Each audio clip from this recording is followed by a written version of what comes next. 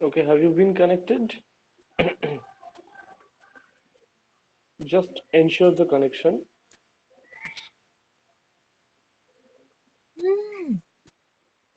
Okay. So as you know, this is but a customary procedure to ensure the connection prior to the starting of our discussion. Let the others join first of all, and then we should be proceeding.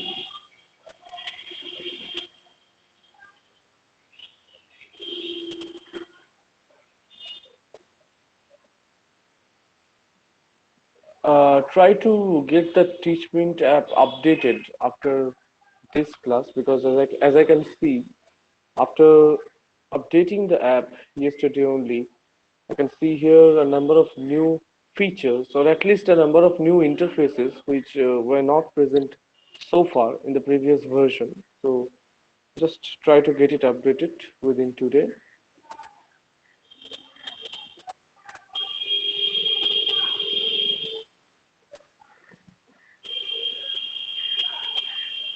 Number of things going on the screen. Okay, that's nice.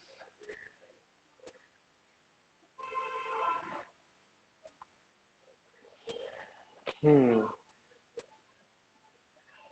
What happened to the yes.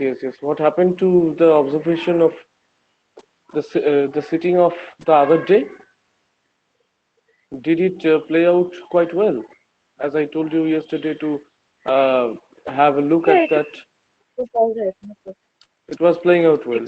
I don't know why. I don't know whether it was a problem on part of the software itself or any other issue. I didn't get it actually downloaded, so that just could not make the archival complete. But today still I will be trying, and if that is not possible, then I have to go. Actually, I have to wait for my direct visit over there. Only then I would be able to request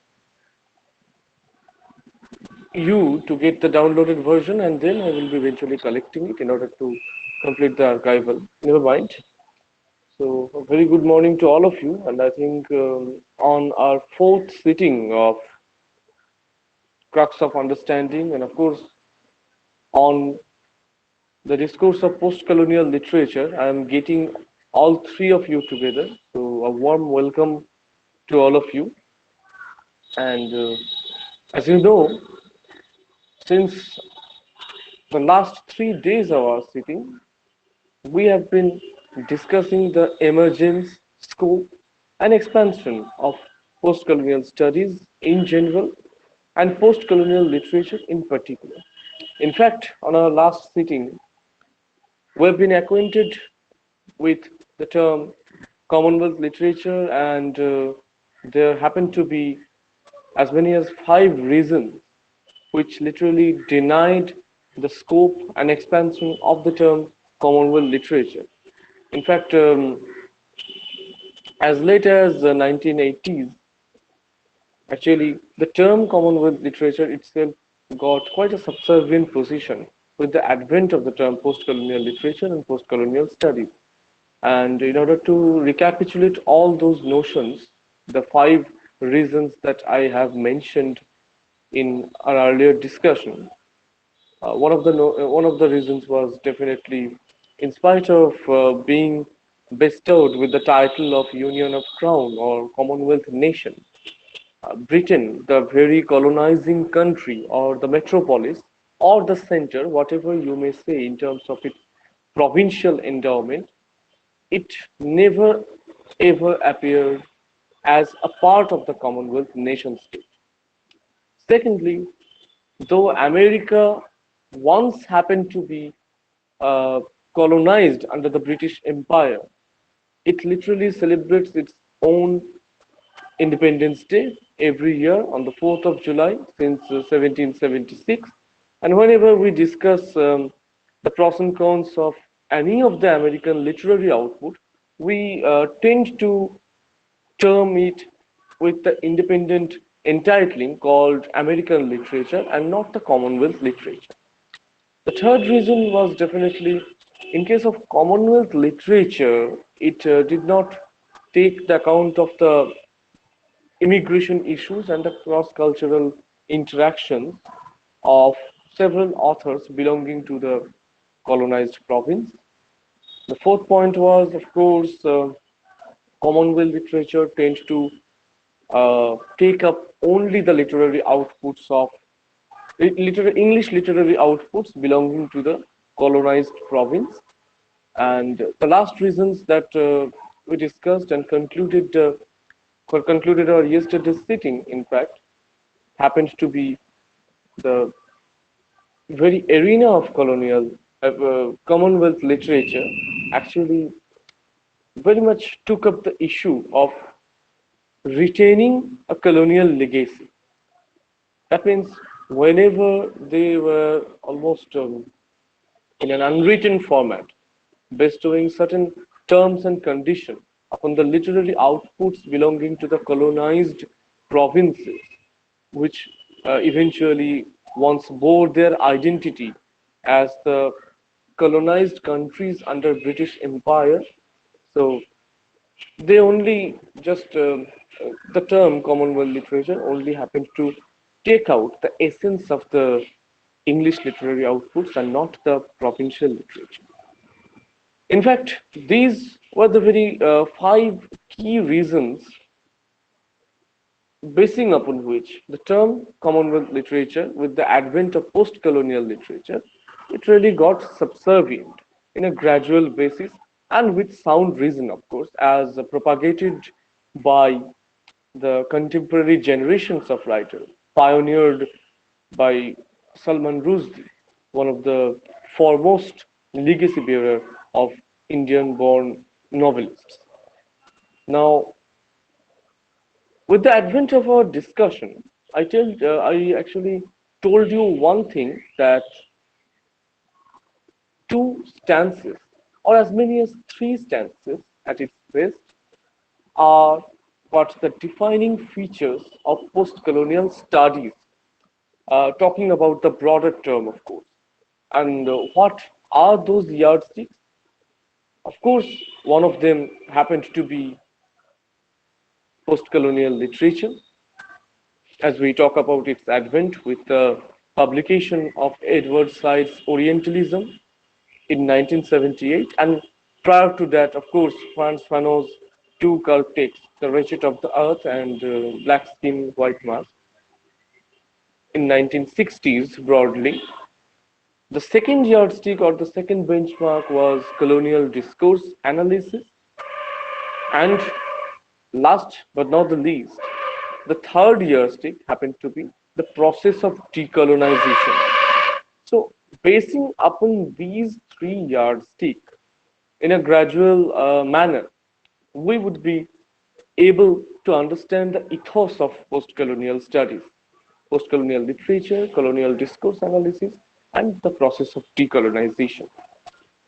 Now, since we have acquainted ourselves with the advent of post-colonial literature and the expansion of the term and why it literally turned out to be successful enough to subservient the notion of Commonwealth literature.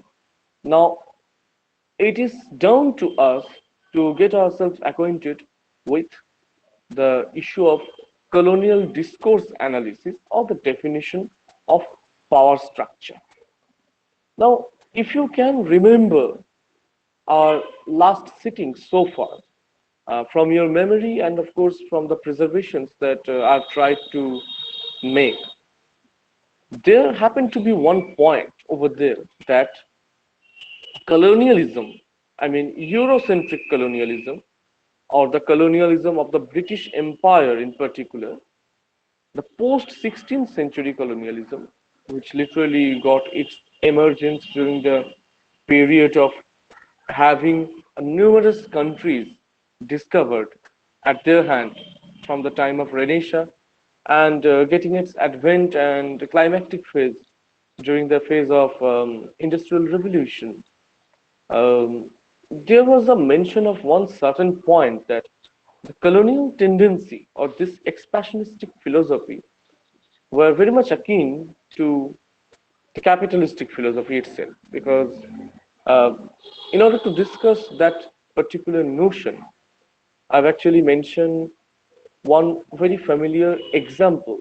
Just try to get the just try to squeeze the essence of that example. That if someone is producing a particular product, basing upon a particular amount of selling price, and alongside that particular producer or the commercial agent, there are a number of other commercial agents competing on the scenario. Expansion was happened almost a destined feature, so to say, because without getting itself expanded, without getting your business extended to numerous provinces, which provinces happen to be the steady providers of the raw materials and other elements as well, it was utterly impossible to hold the market in terms of the amount of munafa, so to say. Now, colonial discourse analysis or the definition of power structure is very much related or just tends to make a kind of affinity with such kind of capitalistic tendency. And here the capitalism can be seen in a completely different mold. And this particular mold of deliberation, this particular mold of capitalism comes in the form of the deliberation of the knowledge and its coherent integrity with power. Now, alongside the mention of colonial discourse analysis in particular, I will be coming to the term discourse shortly. Alongside the mention of colonial discourse analysis or the definition of power structure, I mentioned it is quite necessary for us to uh, expand our vision through the lens of Michel Foucault and Edward Said, one after another, so that we may be in a better condition, better, you know, kind of scenario, so that we can understand how the exact notion of power structures really works. Initially, as I told you in a notice, that I planned to merge these two sections, which was supposed to be a longer one, of course, like our previous sitting, colonial discourse analysis from the point of view of Michel Foucault, and then there's supposed to be the same issue from the point of view of Orientalism, as deliberated by Edward Said. But basing upon some of the practical grounds, yesterday I was asking the repositioning of the camera. Actually, just I would like to make you known to one fact that this tripod is a little bit problematic one. So that is why I am almost forced to reposition its current situation. Now, those seem to be okay. Don't know what would be eventually turning out. Never mind. Initially, I had a plan to merge these two sections and making it a longer version of deliberation, but basing on some of the ground realities and a bit of practical necessities, I decided to split up these two sections, two shorter versions of the deliberations on colonial discourse analysis, and then we will be moving on to our desired textual attainments from the next week only. So today's discussion is definitely devoted to Michel Foucault's point of view of colonial discourse analysis, while the next one, and that means our fifth sitting on the same topic, on the fifth sitting on the entire milieu of post-colonial literature, would be chiefly devoted to Edward Said. And alongside discussions on Edward's side, we would be trying to uh, grasp some of the notions of cultural hegemony and other key terms related to post-colonial studies uh, as per the deliberation of Gayatri Chakraborty Spivak and, of course, Homi Bhabha, Professor Homi Bhabha, the holy trinity of post-colonial literature, Edward Said, Gayatri Chakraborty Spivak, and Homi Bhabha. Now, on the trail of our first assessment on colonial discourse analysis, we would be turning our attention to the philosophy of Michel Foucault, the French philosopher Michel Foucault, and some of his works. But prior to the starting of the particular deliberation, eventually, just to make you known that this deliberation would be relatively a short one because I was telling you about some ground realities. Actually, I have to leave quite a bit earlier due to a medical appointment, a familial medical appointment, of course. So that is why singular discussion is much solicited, and this would eventually help you to um, get acquainted with the certain journey or progressions, the trail of progression. Now, prior to the starting of the particular point of discourse, just let me be acquainted from your end one by one. What do you generally mean by discourse? What is the general definition? By a layman can understand what a discourse is? Yes, one by one, please.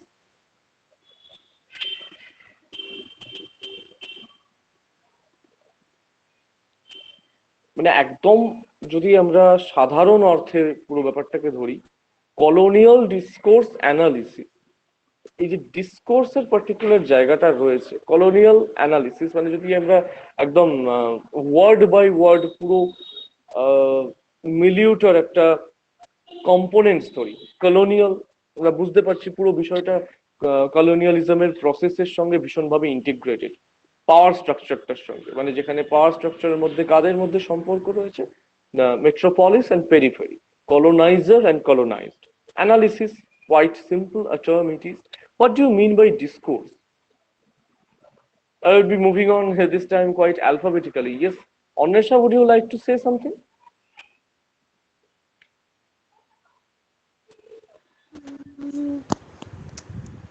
একদম Discourse সাধারণভাবে। means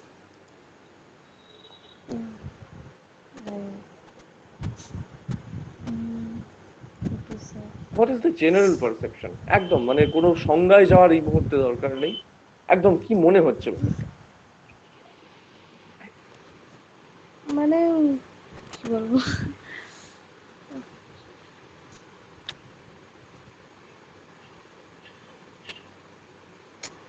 যেটা মাথায় আসছে, কোনোভাবে ব্যাপারটা মানে একটা acquainted নাও থাকা যেতে পারে, সেটা কোনো ব্যাপার না। মানে একটা ধারণা বা কিছু এরকম টাইপের Okay, okay, okay. ধারণা। So you would like to term it as some conceptions, okay? Sneha? আমার মনে হচ্ছে ডিসকোর্স মানে এটা হতে পারে যে কোনো একটা জিনিস সম্বন্ধে মানে যেটা ডিসকোর্স তার মানে কিছু কি বলবো সিম্বলিজম বা তাকে ডিফাইন করা যেতে পারে এরকম কোনো মানে ক্যারেক্টারিস্টিক্স বা মানে এরকম Okay, টাইপের আর কি okay, যেটা দিয়ে বোঝা যাবে যে এটা ওটাই মানে এরকম টাইপের okay, okay. So ডিফাইন করা certain যাবে। defining features you would like to hmm, see. Hmm. Tamanna, what is discourse as per your evaluation and understanding?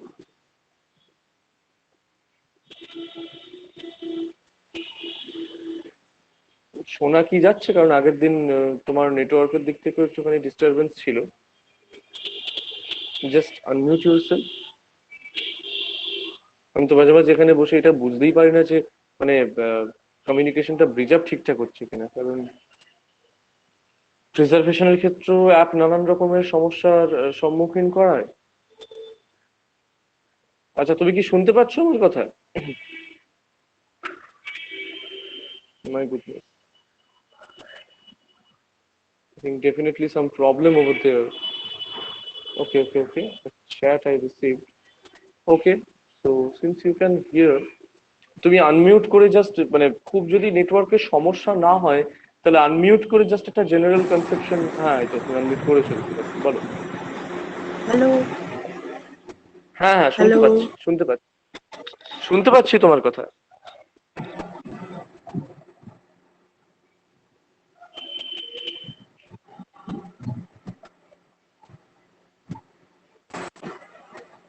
তোমার কথা শুনতে পাচ্ছি।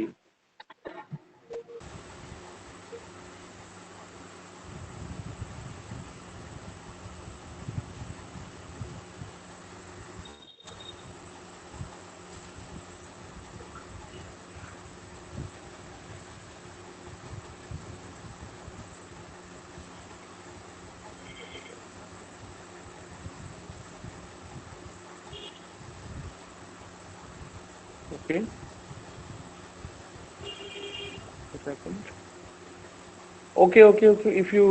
If you wish to do so, definitely you can type. In fact, that's the part of the entire structure of this application software. You know, তুমি যদি চাও তুমি type করে বলতেই পারো যদি কোনো রকম ভাবে অসুবিধা হয়।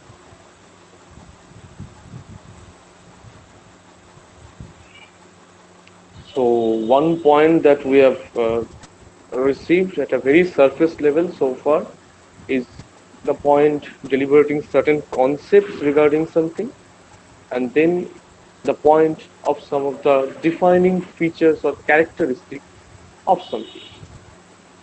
Okay, just let us see the third one, and then we would be merging all these together in a coherent manner, and only immediately after that we would be forming up, or at least getting ourselves acquainted with the defined form of discourse and theoretical and practical dichotomy of having stated a discourse, the boundaries and its relation to the colonial integrity. Okay, I've received the answer.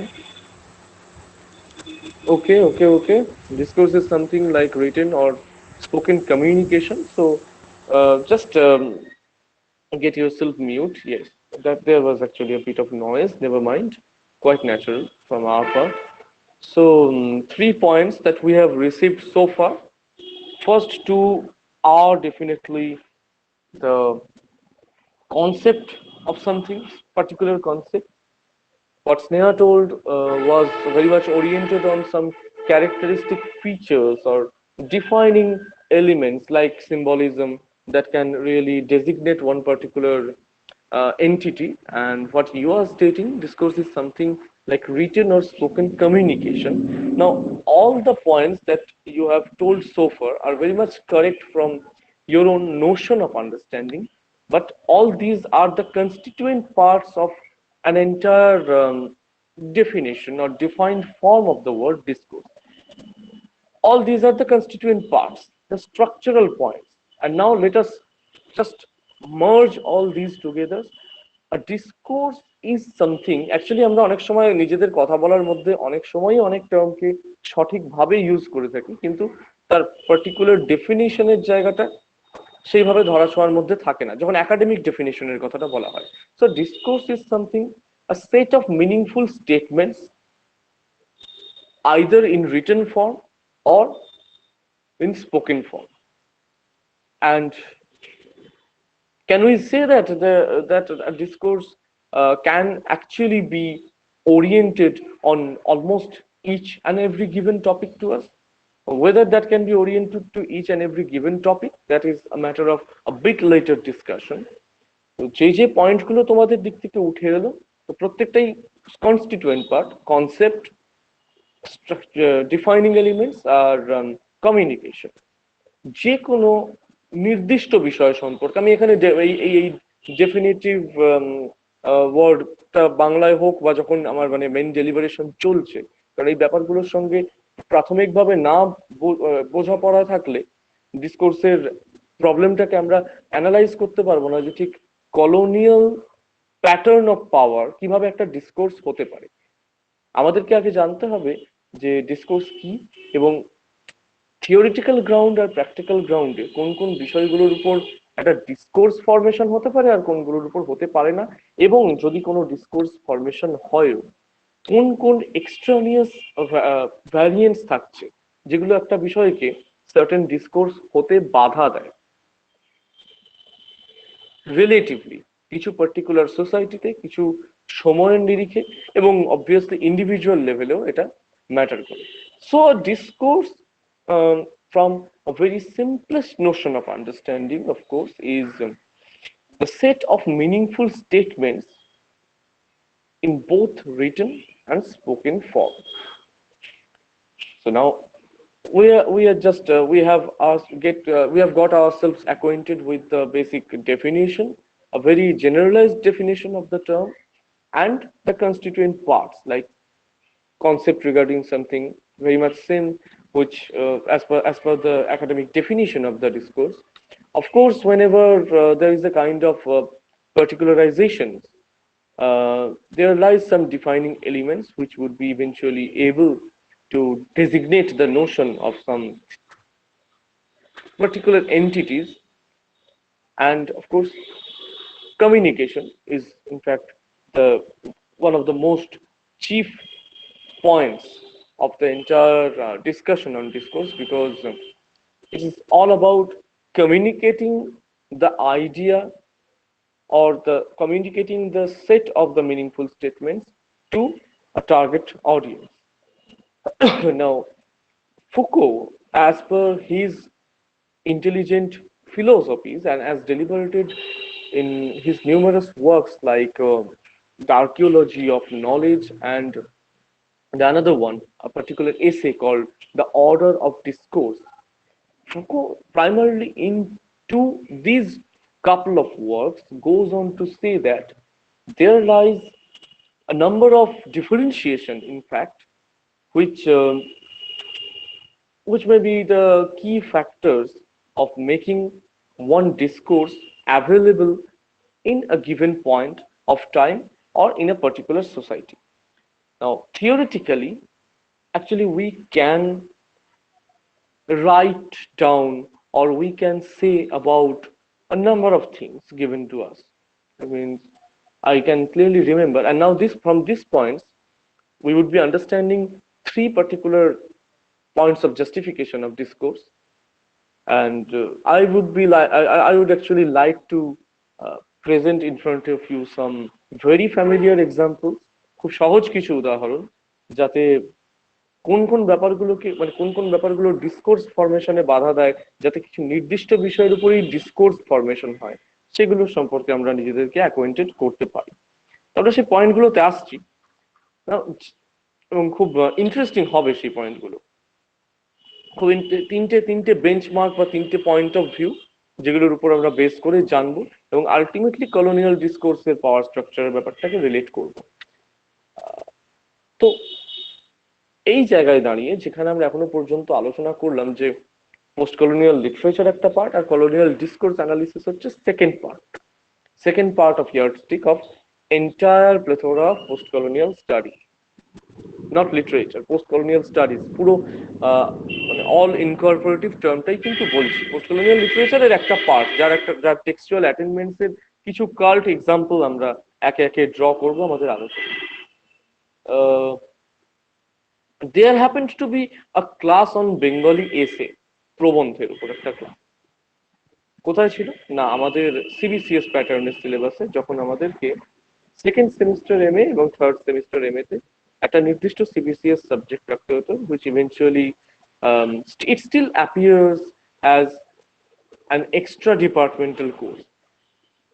I, along with many other classmates of my time, happened to select Bengali as the optional elective under the CBCS pattern, of course, and still you are acquainted with the CBCS pattern of syllabus, since there are a number of options, and from which some of you have chosen history, philosophy, and the other subjects as well.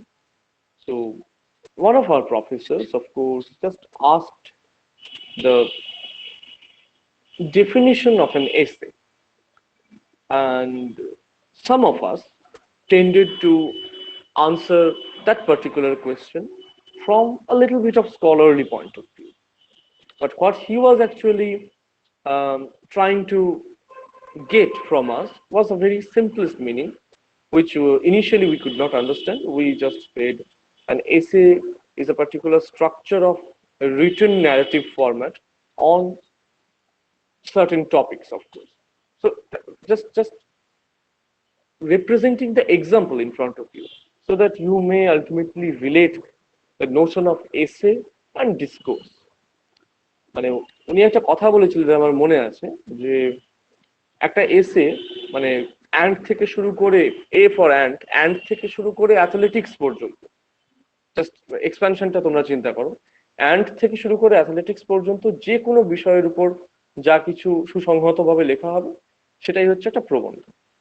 এবারে definitely এর অনেকগুলো narrative point of view আছে, either it's subjective or objective or subjectively objective, or eventually it can be objectively subjective for narrative point of view. So those are not particularly necessary from our point of view of discussion. So what he told at its simplest level was an essay can be written down or can be rendered on any given topic ranging from an ant to an elephant or to the athletics.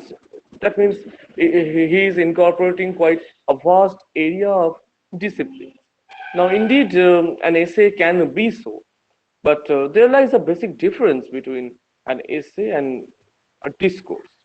একটা এসেকে তো মোটামুটি সমাজের যে কোনো প্রান্তে একটা সহজভাবে যতটুকু সম্ভব যেখানে যে নোশনটা প্রয়োজন, আবার শুরু করে দিয়েছে, যেখানে যে নোশনটা প্রয়োজন সেখানে একটা এসেকে তো আমরা যেরকম ভাবে হোক রিপ্রেজেন্ট করতে পারি as per the necessity of the time.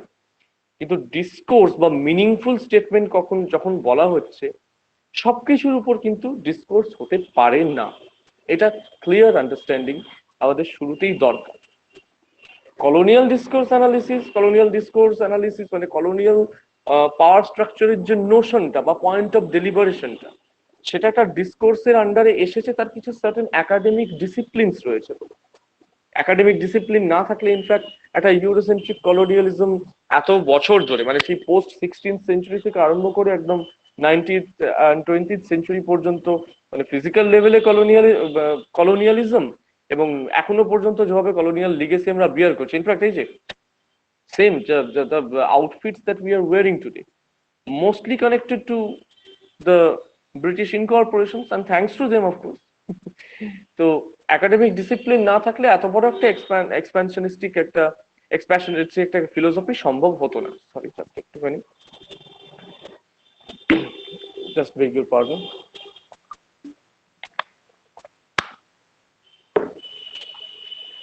তো একটা এক্সটেন্ডেড ফিলোসফি এভাবে পড়া সম্ভব হতো না যদি না তার কিছু নির্দিষ্ট টার্মস এন্ড কন্ডিশনস থাকতো, যদি না কিছু রুলস এন্ড রেগুলেশনস থাকতো।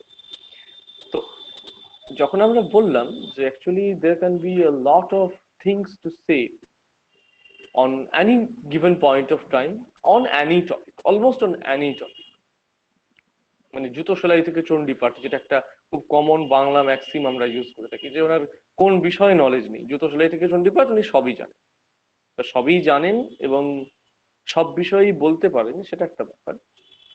Theoretical practically, whenever it is being endowed upon us to make a discourse, it's high time for an awareness-based approach towards the term because a discourse cannot be possible on each and every topic. Michel Foucault, particularly in his work, The Archaeology of Knowledge, literally deliberated 3 yardstick. We have got 3 yardstick of post-colonial studies, post-colonial literature, discourse analysis, and decolonization. Now, under this particular milieu of, colonial discourse analysis, there lies 3 particular benchmarks or defining factors. You may say that regulatory factors, which eventually prevents all the topics from being expressed as discourse. তো এই যে মাঝখানের মধ্যিখানের পয়েন্টটিকে নিয়ে আমরা আলোচনা করছি, এই discourse গড়ে তোলার ক্ষেত্রেও কিন্তু মানে মিনিংফুল স্টেটমেন্ট, তুমি তো অনেক কিছু বিষয় সম্পর্কে দিতে চাও, অনেক বিষয় জানাশোনা আছে, কিন্তু কিছু পার্টিকুলার ইস্যু আছে, মানে প্র্যাকটিক্যালি যখনই কোনো মিনিংফুল স্টেটমেন্ট দেওয়ার ব্যাপার থাকছে, তখনই বিষয়টা হচ্ছে একটা রেসিপ্রোকাল টেন্ডেন্সি। কেউ বলছে, কিছু বলছে, কেউ মন দিয়ে সব শুনছে, এরকম টাইপের একটা ব্যাপার।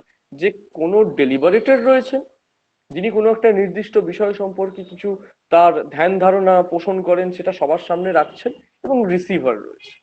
Two way communication, not the one way traffic. তো প্র্যাকটিক্যালি এই টু ওয়ে কমিউনিকেশনসটা সমাজের সর্বক্ষেত্রে কিন্তু সম্ভব হয় না।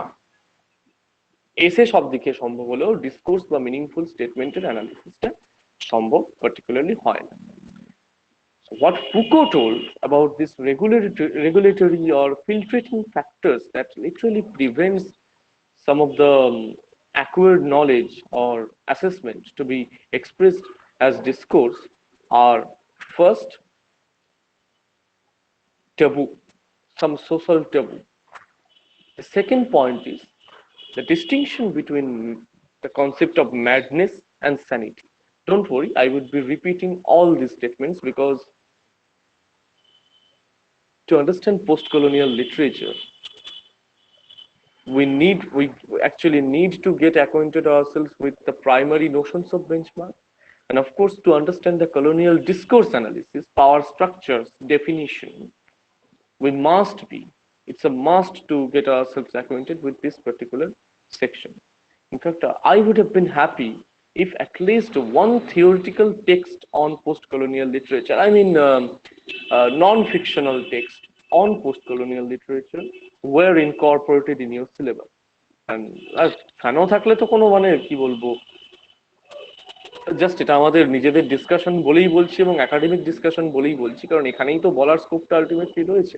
একটা সাইকো ফিলোসফিক্যাল অ্যাপ্রোচ, যে কিরকম ভাবে নিজেদের যে মানে প্রসেস অফ ডিকলোনাইজেশনটাকে যাতে আরো জোরদার করা যায়, যাতে আরো করে আরো মানে বেশি করে একদম বিধির বাঁধন কাটবে, তুমি এমনি শক্তিমান, তুমি কি এমনি শক্তিমান, আমাদের ভাঙা গড়া তোমার হাতে, এমন অভিমান তোমাদের এমনি অভিমান। তো এই মানে এই রাবীন্দ্রিক নোশনটা আমি বললাম এই কারণের জন্য, যে ডিকলোনাইজেশনের একটা প্রসেসকে কতটা চূড়ান্ত ভাবে জোরদার করা যায় কলোনাইজারদের মুখে আঘাত এনে একদম, সেটা কিন্তু ফ্রান্স ফ্যানো তার দ্য রেচেট অফ দ্য আর্থের প্রত্যেকটা ছত্রে ছত্রে দেখিয়েছে। ইনফ্যাক্ট যখন কথা উঠছেই, তোমাদের সঙ্গে আরো কিছু বিষয় শেয়ার করি।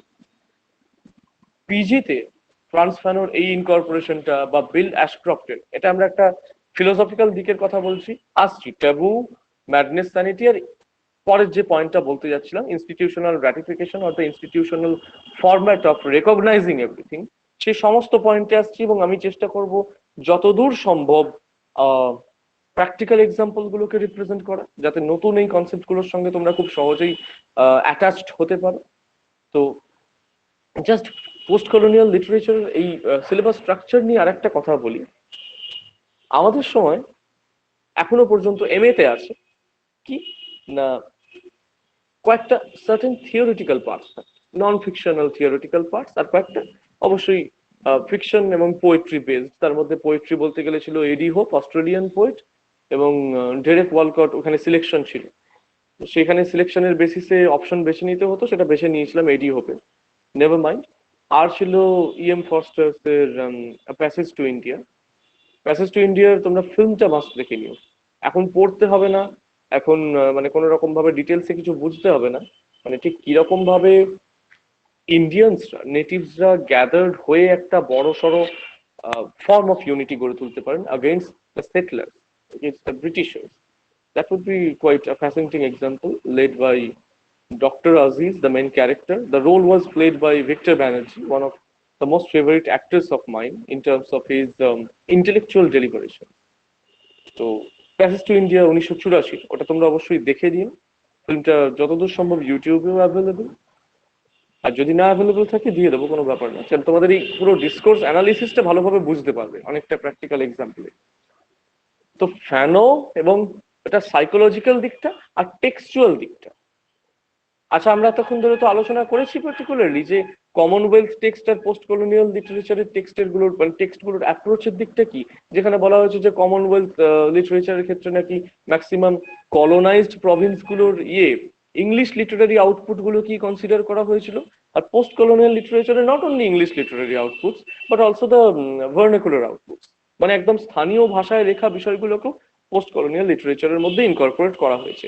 তার মানে কি দেখতে পাচ্ছ না, একটা ব্রিটিশ ল্যাঙ্গুয়েজ সেন্ট্রিক যে ব্যাপারটা ছিল এতদিন ধরে, মানে জাস্ট একদম নিজেদেরকে ইনস্টিটিউশনালাইজড একটা ওয়েতে প্রেজেন্ট করার এবং অন্যান্য সমস্ত টেক্সচুয়াল ডেলিভারেশন অলমোস্ট সাবসার্ভিয়েন্ট, সেইখানে একটা ডাইরেক্টলি আঘাত হানার tendency post colonial literature late 1970s, early 1980s, and of course 1990s and beyond the temporal periphery আজও পর্যন্ত নিয়ে চলেছে।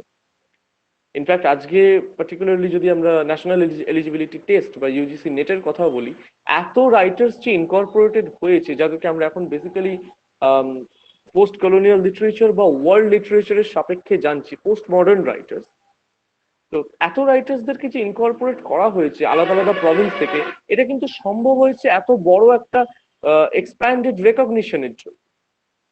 পাকিস্তানি কিছু রাইটার্সদেরকে এর মধ্যে ইনকর্পোরেট করা হচ্ছে, বাংলাদেশে কোথায় কি কাজ হচ্ছে, চাইনিজ ডেলিভারেশন কি কি হচ্ছে, ওয়েস্ট ইন্ডিজ বা ইস্ট ইন্ডিজের কোন কোন রাইটার্সরা এখন কারেন্টলি একটা মানে কি বলবো মানে ওয়ার্ল্ড লিটারেচারের সিনারিওতে শর্ট লিস্টেড, সমস্ত কিছুকে ইনকর্পোরেট করা হচ্ছে। It had been possible due to this expressionistic tendency of incorporating the text. তো টেক্সচুয়াল ডেলিভারেশনে ব্রিটিশ টেক্সটকে বা ইংলিশ টেক্সটকে, কোর ইংলিশ টেক্সটকে একদম একটা পেরিফেরির দিকে ঠেলে দেওয়ার, একটা ব্লো দেওয়ার টেন্ডেন্সি দেখা গেছিল বিল অ্যাশক্রফটের দ্য এম্পায়ার রাইটস ব্যাক এই টেক্সটটা। অ্যাকচুয়ালি 4 অথার্সের এটা একটা ইনকর্পোরেশন, আমরা সেটাতে কখনো মানে সেই জায়গাটা কখনো নিশ্চয়ই আলোচনা করব, কোনো একটা আমাদের ফিউচার ডেলিভারেশনের থ্রুতেই আলোচনাটা হয়ে যাবে। সেখানে ছিল রবীন্দ্রনাথের nationalism, what was the fourth text? Oh, of course, Orientalism, Edward সাইডের। এই 4টে থিওরিটিক্যাল টেক্সট ছিল এবং তারপরে আমরা অ্যালাউড হতাম অ্যাটলিস্ট যে কোনো পোস্ট কলোনিয়াল টেক্সটকে আন্ডারস্ট্যান্ডেবিলিটির একটা জায়গায় নিয়ে আসলে কিভাবে করতে হবে। তো তোমাদের যেটা করেছে টেক্সচুয়াল অ্যাটেনমেন্টস গুলো দিয়েছে, ঠিকই ব্যাপার, টেক্সচুয়াল অ্যাটেনমেন্টস গুলো দিলে তবেই তো তোমরা একদম ক্রাক্সটা জানতে পারবে যে প্রত্যেকটা লিটারেরি টেক্সট হচ্ছে সেই প্র্যাকটিক্যাল অ্যানালিসিস। একটা যে কোনো প্লেথোরার প্র্যাকটিক্যাল অ্যানালিসিসটা হচ্ছে লিটারেরি টেক্সট। যে কোনো থিওরি বলো বা যে কোনো ক্রিটিসিজমের জায়গা, মানে যে পয়েন্টের উপর ক্রিটিসিজমটা বেসড হয়েছে অফকোর্স, সেটার প্র্যাকটিক্যাল অ্যানালিসিস আমরা কিন্তু যতক্ষণ না পর্যন্ত বইতে পড়ছি লাইন বাই লাইন, কোনো একটা ডেলিভারেশনে, কোনো একটা ফিকশনাল অর নন ফিকশনাল ওয়ার্কে, ততদিন পর্যন্ত কিন্তু আমাদের আন্ডারস্ট্যান্ডিংটা পুরোপুরি গড়ে ওঠে না। এবারে definitely I'm quite sure that you will be fortunate enough to get all these deliberations from our respected teachers from differentiated points of view. But personally, it's not actually quite a prohibiting. It should not be judged as a prohibiting manner. I think at least 3 of them would be eventually deliberating you all these incorporative notions of post-colonial literature, these ones, and of course a bit more than it. তো এই জিনিসগুলো এটা তো আমাদের separate একটা part of discussion, সবটাই জানাটা দরকার। এবং সেখান থেকে আমরা জাস্ট এই অ্যানালিসিসে আসছি যে ডিসকোর্স ফরমেশনের ব্যাপারটা 3টি এমন বিষয় রয়েছে যেটা প্রত্যেকটা স্টেটমেন্টকে সমাজের বুকে নির্দিষ্ট পরিপ্রেক্ষিতের বুকে বা নির্দিষ্ট যুগের একটা এর মধ্যে অ্যাম্বিয়েন্সের মধ্যে ডিসকোর্স বা মিনিংফুল স্টেটমেন্ট হতে দেয় না। ফার্স্ট বেঞ্চমার্ক যেটা এই জায়গাটা জাজ করে সেটা হচ্ছে taboo, some social taboo. The second benchmark is the discrimination between madness and sanity. Third point that literally judges the qualification of something to be discoursed is the institutional ratification or the institutional recognition. Taboo, madness and sanity are institutional ratification বা রেকগনিশনের point. এইবার taboo জায়গায় আসছি। I am actually tempted to ask Sneha at this point because due to her massive acquaintance of ourselves regarding a number of psychological objects, she is definitely one of the best ones among us to define what the taboo is. তো প্রথমে theoretical যে ডেফিনেশনটা সেটা একটু তোমার কাছ থেকে শুনে নিই, এবং তারপর আমরা ট্যাবুর দিকটা আস্তে আস্তে এগোচ্ছি। I would be taking one practical example over here.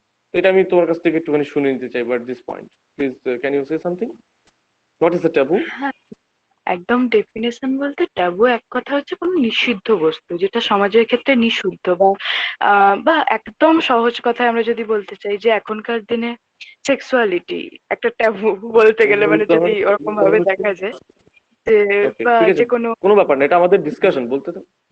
অবশ্যই হ্যাঁ আমি যে আসছি কোনো উদাহরণটা। হুম। যে কোনো স্টেরিওটিপিক্যাল ম্যানের কাছে সেক্সুয়ালিটিটা একটা ট্যাবু, যে আমরা জি জি বলতে জি। পারবো না ওটা নিয়ে কথা। মানে তো ওখানটায় ওই ডিসকোর্স ব্যাপারটা বাধাই পাচ্ছে, যে ওখানটায় আমরা সেক্সুয়ালিটিটাকে নিয়ে কোনোভাবে কোনো ডিসকোর্স বা কোনোভাবে কোনো ডেফিনেশন দিতে পারবো না, বা মিনিংফুল কথাই বলতে স্টেটমেন্টস এর একটা পারবো না। ফ্রেম স্ট্রাকচার দিতে পারবো না, পারবো না। একটা ফ্রেম স্ট্রাকচার আমরা দিতে পারবো না, এক্স্যাক্টলি। ওই রিটেন বা স্পোকেন কোনো রকমই কোনো কিছু স্টেটমেন্ট দিতে পারবো না। এটা একটা নিয়ে এক্স্যাক্টলি। বললাম। এবার ট্যাবু মানে নিষিদ্ধ বস্তু, এক কথায় হচ্ছে নিষিদ্ধ যেটা, ওটাই হচ্ছে ট্যাবু। একদমই তাই। এবং সেটা বিভিন্ন সমাজের ক্ষেত্রে বিভিন্ন উদাহরণকেই টেক আপ করা যেতে পারে। তো taboo happens to be one of those filtrating points that literally prohibits one particular theoretical understanding. I would not say statement, because saying a thing to be a statement is very much practicalizing the issue. So taboo is literally one of those filtrating um, entities that prohibits one understanding or one assumption or one attainment to be termed as a discourse.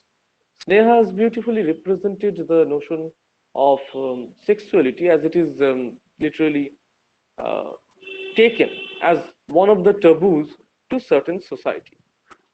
তো এখানে উদাহরণ দিতে গিয়ে প্রথমে একটা theoretical উদাহরণ তোমাদের কাছে দিই, তারপর একটা প্র্যাকটিক্যাল উদাহরণ দেবো, নাম না মেনশন করে, যেটা একদম আমার চোখের সামনে আমি কদিন আগে দেখেছি, এবং তোমরাও উদাহরণগুলোর সাথে অনেকটা রিলেট করতে পারবে, কারণ ঘটনাগুলো অলমোস্ট সর্বভারতীয় স্তরে। আমি সর্বভারতীয় স্তরের এই জন্য বলছি যে ন্যাশনাল মিডিয়ার নিউজের কাভারেজে এগুলো কখনো না কখনো উঠে এসেছে, আর অ্যাটলিস্ট সোশ্যাল মিডিয়ার থ্রুতে তো আরো বেশি র্যাম্পেন্ট। তো সেক্সুয়ালিটি একটা এমন টপিক যেটা নিয়ে কিন্তু যে কোনো বক্তা সব জায়গায় কথা বলতে পারেন না। ইনফ্যাক্ট এখনকার দিনে যে সেক্সুয়াল এডুকেশনের টার্মটা উঠে এসেছে, that is, I think that is highly required regarding the the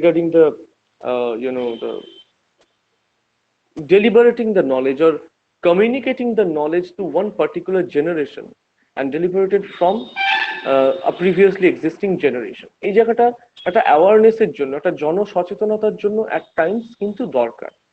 কিন্তু এই বিষয়টাকে যদি একটা ডিসকোর্সের আন্ডারে আনা যায়, সেখানে একটা জায়গায় কিন্তু এসে এই টোটাল মিলিউটা ধাক্কা খাবে। কারণ সোসাইটির অনেকগুলো সেকশনই এখনো পর্যন্ত এই পার্টিকুলার টার্মটা নিয়ে আলোচনা করলে সবসময় একটা এরকম ছিটকানোর ভাব থাকে, লিটারেলি, যে এত কিছু নিয়ে ডিসকাশন থাকতে এই ব্যাপারটা নিয়ে ডিসকাশন হচ্ছে কিরকম যেন একটা এই ব্যাপার, মানে কোনো রকম ভাবে আমরা ঠিক বিষয়টার সঙ্গে নিজেদেরকে অ্যাকোয়েন্টেড করতে পারছি না, বা বিষয়টার সঙ্গে ফিল ফিল করা, এটা হচ্ছে সব থেকে বড় কথা। ফিল করা যাচ্ছে না, এটাই ট্যাবুর নোশন। তো তো আর 100 বছর আগে, যদিও এটা যে টার্মটা নিয়ে আমরা এখন আলোচনা করছি, the term which we have currently taken as one of the examples, of course, um, is not that short of a taboo which it used to be 100 years back, or maybe 2 or 3 decades back in the medieval society. Prior to that, in medieval societies, where religion prevailed its massive existence, taking the example of both the Oriental and the Occidental philosophy. And moreover, I don't know whether I have to leave the place or not, and I really don't know any of the vaccination campaigns are going to be organized over here. Let us say what happens. There are a number of options indeed. Okay, so just what I was telling. Kind of yes. sexuality is not that short of a taboo right now, given in the point of 2021, which it usually had to be in the earlier decades or the earlier centuries, so to say. So, judging from this respect, we may actually take the example of a number of other issues. Exactly. Just let me allow to change my position a little bit and just hold on for a second. I am actually compelled to change my position due to a little bit of distraction. Tripod sometimes turns out to be a hooligan. Great problem. But as you know, in case of live televisions or live presentation, or almost each and everything, reality is not predestined. দেখা যাচ্ছে? শোনা যাচ্ছে? হ্যাঁ। ওকে। Live টেলিভিশনের ক্ষেত্রে এটা বলা হয় বা লাইভ যে কোনো প্রেজেন্টেশনের ক্ষেত্রে যে কি ঘটতে চলেছে, ঠিকঠাক প্রেজেন্টেশন হবে কিনা কেউ জানে না। এটা কোনো রেকর্ডেড ইস্যু নয় এবং কোনো কি বলবো মানে প্রিলোডেড কোনো ডেলিভারেশনও নয়। যাই হোক না কেন, actually, as I was telling, I think in one of your sittings on in fourth semester that our government really has the adequate time and expansion to provide the students with rise, the activity tasks, and all those other bit of nonsensical issues, but they don't have the time to reopen the entire course. And as a result of that uh, taken decision, I think these rooms are suffering due to the vacancy of the students. Now, everyone will not understand this sense sensibility. এটা নিয়ে আমাকে একটা শেষে মনে করাবে একটা উদাহরণ দেবো, লাইভ ক্লাসেই দেবো অফকোর্স। তো তবু এই বিষয়টা যে কোনো একটা নির্দিষ্ট বিষয় কিছু নির্দিষ্ট সোসাইটির কাছে অলমোস্ট নিষিদ্ধ রয়ে যায়। Suppose there happens to be a friend of mine belonging to our department, not taking the name because the name is not a necessary entity, because whenever we are asked to discuss about some manners and decorum, behavioral decorum, so to say, that can eventually be taken as taboo. He basically sometimes turns out to be an anti-feminist. Yes, an anti-feminist, and often a misanthropic. Now, and just what can I say?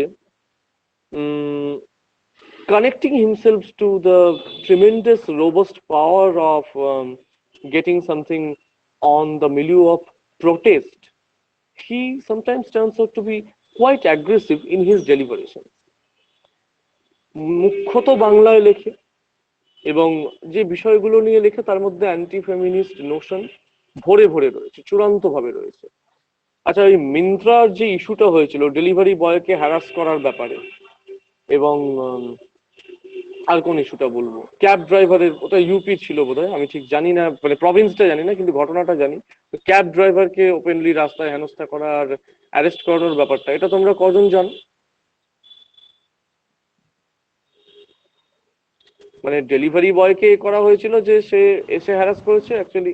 Yes yes yes yes yes say something Anwesha.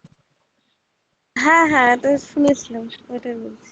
হ্যাঁ, তো দুটো ক্ষেত্রেই এমন দুজন মেয়ে কাজটা করেছিল। আমি জানি না যে কেন, কোন psychological, weather it was psychological disorder or a kind of deliberate attitude on their part, যে তারা এই জিনিসটা করে দুজন এমন নিরীহ মানুষকে ফাঁসিয়ে দিলেন যাদের জেন্ডার আইডেন্টিটি হচ্ছে তারা পুরুষ, এবং এমন একটা সেগমেন্ট অফ সোসাইটি যারা সমস্ত কিছুতেই মানে মানুষের যে দুটো বা তিনটে জেন্ডার আইডেন্টিটি রয়েছে তাদের একটা খুব হারমোনিয়াস আর কোহেরেন্ট এক্সিস্টেন্স সমাজের বুকে আজকের দিনে থাকা দরকার।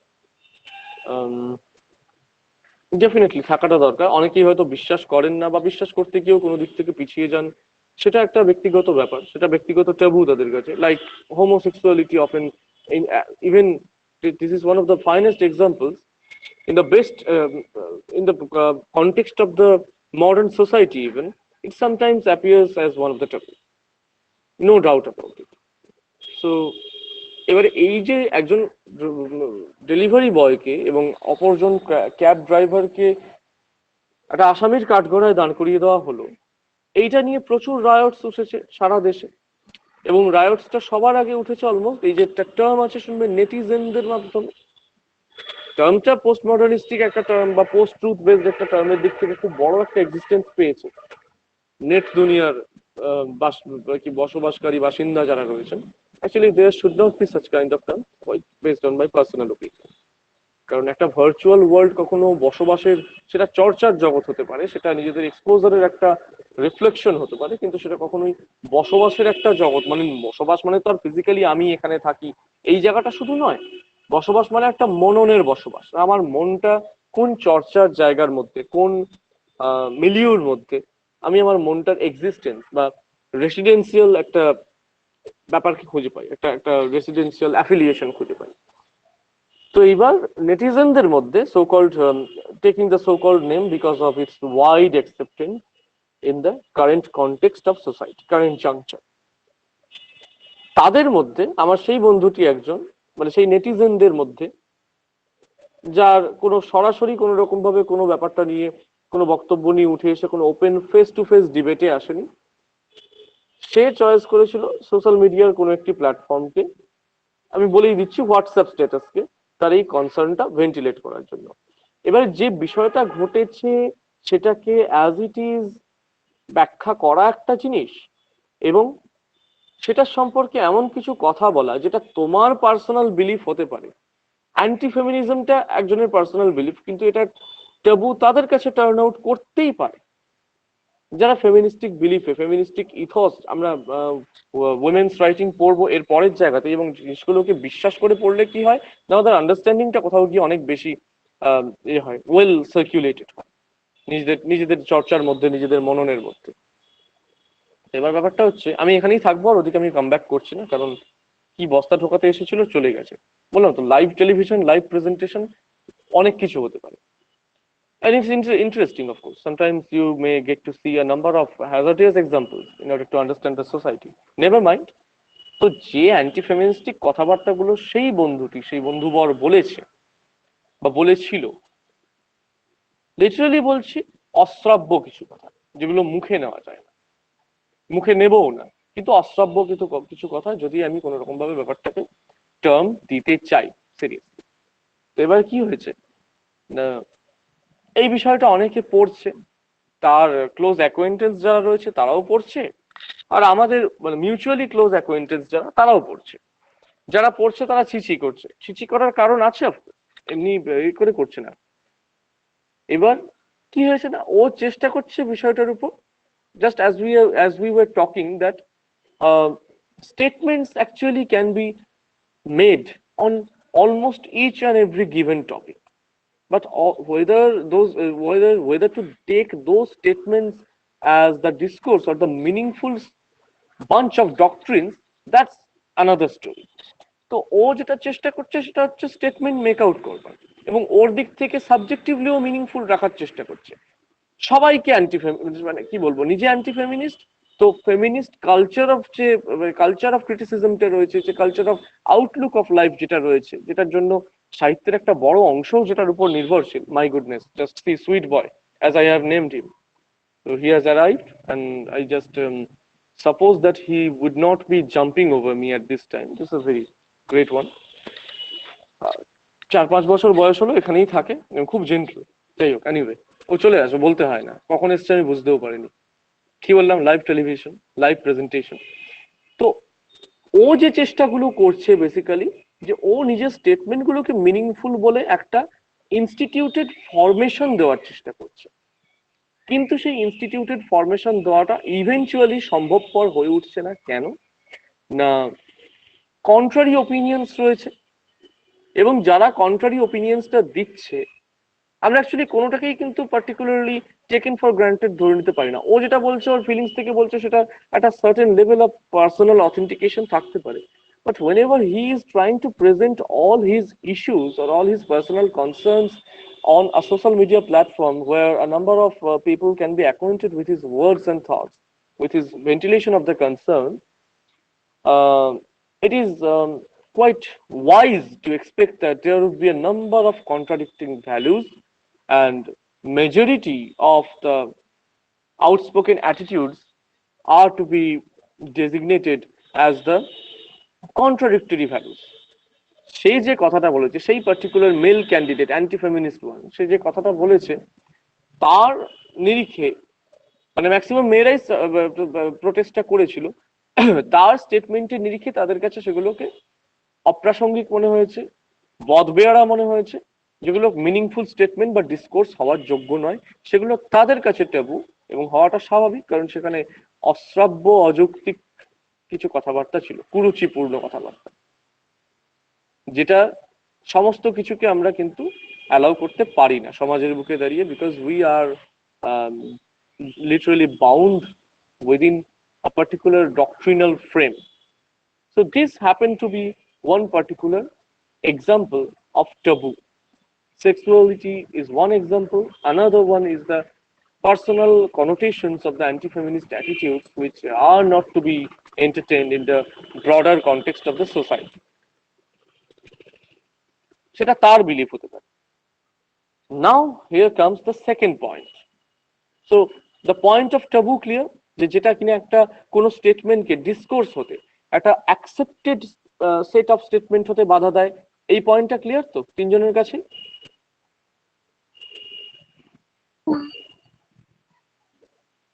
Rest of the two? Okay, এটা one of the filterating entities. Foucault যেটা বলেছেন যে ট্যাবু কোনো বিষয়কে ডিসকোর্স হতে বাধা দেয়, এবং সবকিছু যার জন্য ডিসকোর্সের মধ্যে পরিগণিত হতে পারে না। তার মানে কিছু বিষয় আছে যেগুলোর সঙ্গে রিলেটেড কোনো ট্যাবু নেই, যেগুলো সোশ্যালি অলমোস্ট ইউনিভার্সালি অ্যাকসেপ্টেবল, এবং সেগুলো ডিসকোর্স হিসেবে কোয়াইট সাকসেসফুলি নিজেদেরকে এস্টিমেট করেছে। Now here comes the second point of benchmark, and it was the discrimination between madness and sanity, or say it otherwise, discrimination between the normalcy and abnormality. এবার normalcy abnormality কনসেপ্টগুলো অত্যন্ত relative. আমরা একজনকে all of a sudden, একটা কথা খুব বলা হয় যে we should not try to judge other people without having a basic understanding of the ground realities that they have faced or they have been facing so far. It's quite a shameful one to make a kind of judgment or criticizing comments upon their existence or behavioral pattern. So madness of sanity is definitely to be considered as one of the relative set of terms. While one thing may appear to be sensible to a particular sect of people, other certain things are there which are not that sensible, which are not to be accepted as the common pattern of normalcy. One thing I told you, you can remember that what is absurd in our eyes may be an existentialistic feature, the core crux of existence to those characters, to those personas who are belonging to the particular notion of absurdity. Told it when I was discussing the issue on Waiting for Godot by Samuel Beckett. So normalcy and abnormalcy, that's the point. But just like the pattern of taboo that in certain societies, মানে অনেকটা গণিতের mathematically উৎপাদকের বিশ্লেষণের মতো, যে কিছু certain point রয়ে যায় যেটা most of the time taboo হিসেবে কনসিডার্ড হয়, এবং কিছু সার্টেন পয়েন্ট রয়ে যায় যাদেরকে ডিসকোর্স হওয়া থেকে কিছু কেউ আটকাতে পারে না, সেটা ট্যাবুর ওই ফিল্ট্রেশনটা, ওই যে এটা রয়েছে, যে বেড়াজালটা রয়েছে, সেটা পেরিয়ে যেতে পারে। তেমনি ম্যাডনেস অ্যান্ড স্যানিটির যে কনসেপ্ট, পাগলামো এবং স্বাভাবিকতা, যদি আমরা একটা মানে মোটামুটি বাংলা তর্জমা করতে চাই, তো কিছু কিছু পয়েন্ট আছে যেটার মধ্যে কিন্তু সত্যিকারের একটা অপ্রাসঙ্গিক ফ্লেভার খুঁজে পাওয়া যায়। There lies some unfamiliar, ridiculous kind of attainment in the deliberation of madness and sanity, and that actually has been prevailing through the ages. Because just take one example, Sukumar রায়ের একটা কবিতা ছিল, কবিতাটার লাইন আমার exactly এই মুহূর্তে একদম line to line মনে পড়ছে না, অনেক ছোটবেলায় পড়া, 2001 সালে, যে বাড়ি আজব একটা দেশ আছে যেখানে আহ মাছেরা ডাঙায় চলে এবং শঙ্খচিল জলের মধ্যে সাঁতার কাটে, সেখানে মানুষ হাতে হেঁটে চলে এবং পায়ে ছাতা ধরে। So all of a sudden, basing on that particular notion of imaginary existence, if I go on to tell that actually it's a behavioral normalcy that we are uh, supposed to walk basing on our palms, basing on our hands, then we will be holding the umbrella in our toe, in our feet, of course.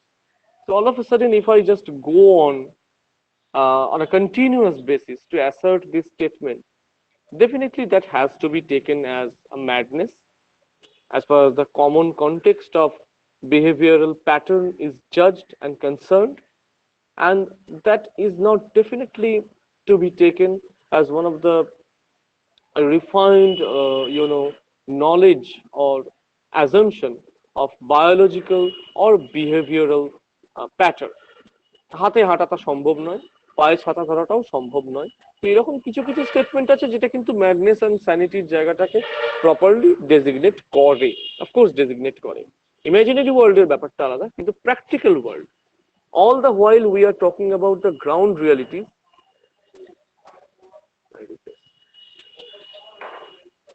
all the while when we are talking about the ground realities, one thing is quite clear to us, quite transparent, that all the points on ground realities are very much practical implications of certain things.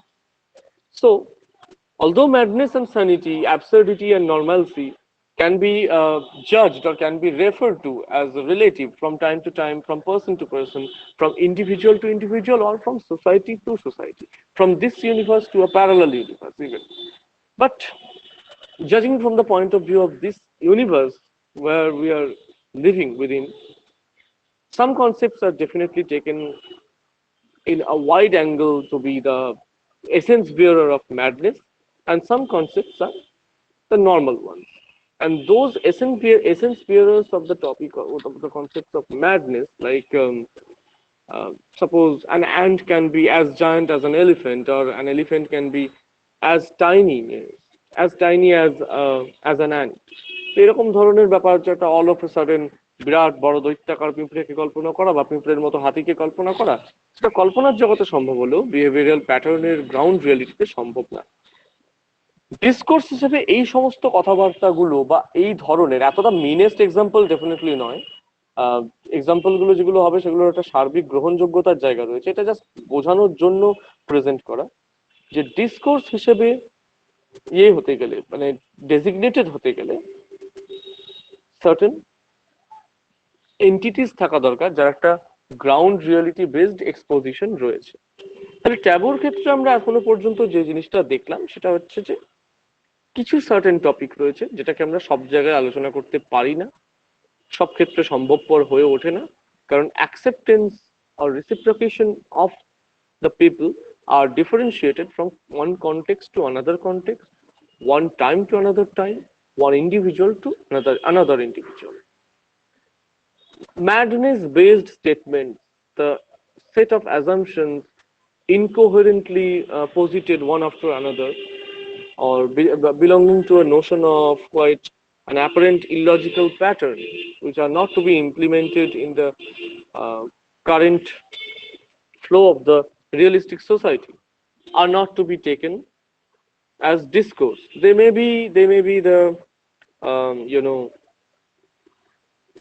feature representing statements, but not the meaningful statement. Statements এবং meaningful statements এর ব্যাপারে কিন্তু আমাদেরকে ভীষণভাবে careful হতে হবে। Meaningful statement সেটাই যার ইমপ্লিকেশনটাকে আমরা চোখের সামনে রক্ত মাংসের পৃথিবীতে, রক্ত মাংসের বাস্তবতার জগতে আমরা ফিল করতে পারছি, অনুভব করতে পারছি। Third point, and perhaps the most important one, which can be closely allied with a certain basis of affinity with colonialism, or power structure analysis is institutional ratification or institutional recognition. Knowledge and power, as per Foucault's deliberation. In fact, from one point, just I would like to mention, which I was a little bit forgetful at the earlier moment. Um, there happens to be one particular essay on Foucault designating this essence of madness and sanity, and thereupon he deliberated all the regarding issues. Now, institutional ratification or institutional recognition is something where colonial discourse analysis finds is its lion's share of relevance. Now, like the previous couple of points, like the previous 2 points, institutional ratification too has its context-wise differentiation. প্রাতিষ্ঠানিক স্বীকৃতির কথা আমরা বলছি তো, তো প্রাতিষ্ঠানিক স্বীকৃতির বিষয়টাও ফ্রম টাইম টু টাইম একটা কনটেক্সট অফ সোসাইটি থেকে অন্য একটা কনটেক্সট অফ সোসাইটিতে কিন্তু ডিফারেন্সিয়েটেড হতেই পারে। On this point, I would like to fondly recall two most famous examples, one belonging to the world of course, astronomy, and another belonging to our world of education or English education in India.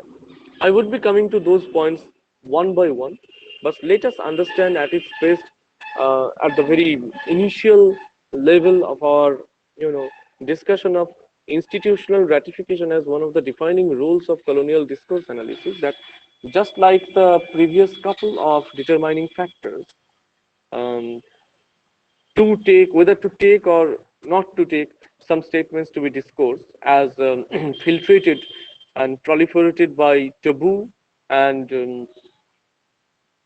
madness and sanity discrimination.